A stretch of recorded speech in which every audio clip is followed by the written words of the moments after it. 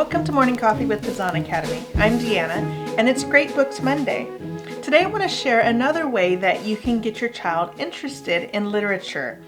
And we're going to be focusing on Shakespeare. Such inordinate and low desires, such poor, such bare, such lewd, such mean attempts, such barren pleasures, rude society, as thou art matched withal and grafted to accompany the greatness of thy blood. So what is the value of Shakespeare? Well, no other writer in the English language has captured the breadth of the human experience and articulated it so brilliantly than Shakespeare. His plays show what it means to be human, from the lowliest peasant to the most powerful king. In his comedies, we get examples of misunderstandings and interactions between men and women.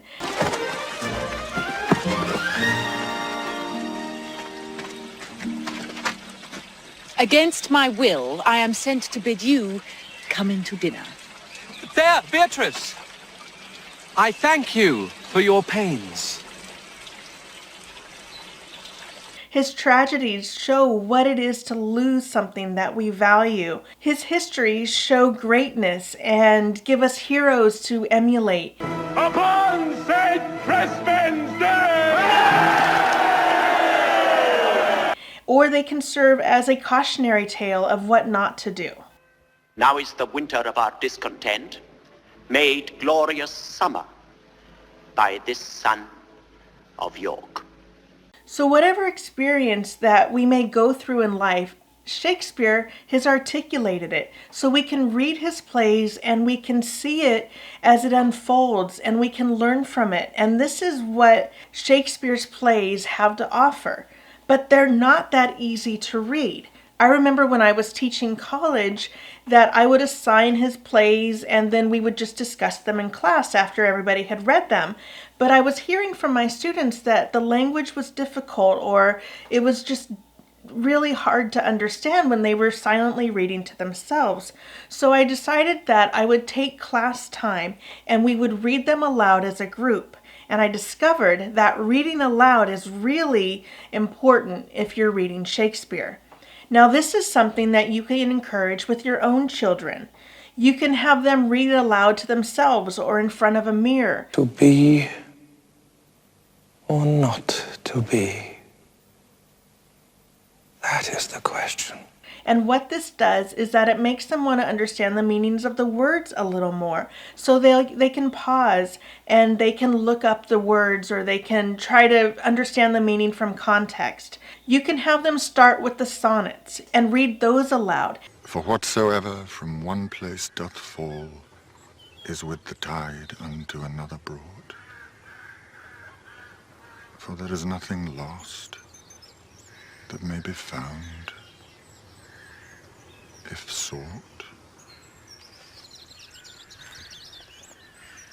Get used to the meter, and Shakespeare wrote in iambic pentameter, so there are 5 beats per line. And get them used to the language so the doth and the thous aren't so quite foreign to them. Now, many of you have seen Shakespeare done very much like this. O Titus, bring your friend hither. In fact, there are great resources, and you can even find them online, of some Shakespearean monologues that they can start with, or the sonnets that they can start with in reading aloud to themselves. The next thing I would have them do is take that sonnet or that monologue and have them read it aloud in front of an audience.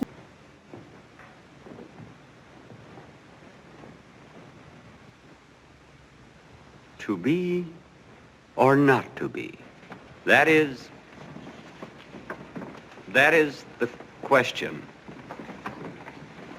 Whether 'tis nobler in the mind to suffer the slings and arrows of outrageous fortune. Now this can just be other family members or yourself, but having them read it aloud makes them want to understand the meaning even more. They're going to want to understand what they're trying to convey. And so this gives them an opportunity to practice on their own, to look up those meanings and then try to relate those to the audience. Another thing that you can do is have them read with a partner, and so they can act out a scene with someone else. Or if the whole family wants to get involved, sit around a table and have what's called a table read, where everyone chooses a character or two and they read those lines. This is a really fun family activity for the work to really come alive. And it's here where you can pause if you're not really sure of what's going on, and you can discuss it and try to figure out the context, or even have one person responsible for looking up words that you're not quite sure what they mean. And so this becomes an immersive experience where the person reading wants to understand what the motivation of that character is. Then they're going to have to understand the motivation of the other character or characters in that scene. And so this is a much more robust sort of understanding of what Shakespeare's plays really intended to convey. And finally, you can watch other performances of Shakespeare's works. Now, there are a lot of them that are streaming. The Royal Shakespeare Company is streaming some of their previous performances. You can find movies online through other streaming services like Amazon Prime or Netflix, and you can watch this. And then you can compare it to your interpretation or your child's interpretation of what they were reading aloud, or even reading as a scene with another family member or a friend. And so it really comes alive, and this is a great immersive activity for the whole family, where you do a table read and then you watch a production and you talk about it, and you can decide if that production took some artistic license. What does he then? Your Majesty, I know not, but by guess, Well, as you guess. stirred up by Buckingham, he makes for England.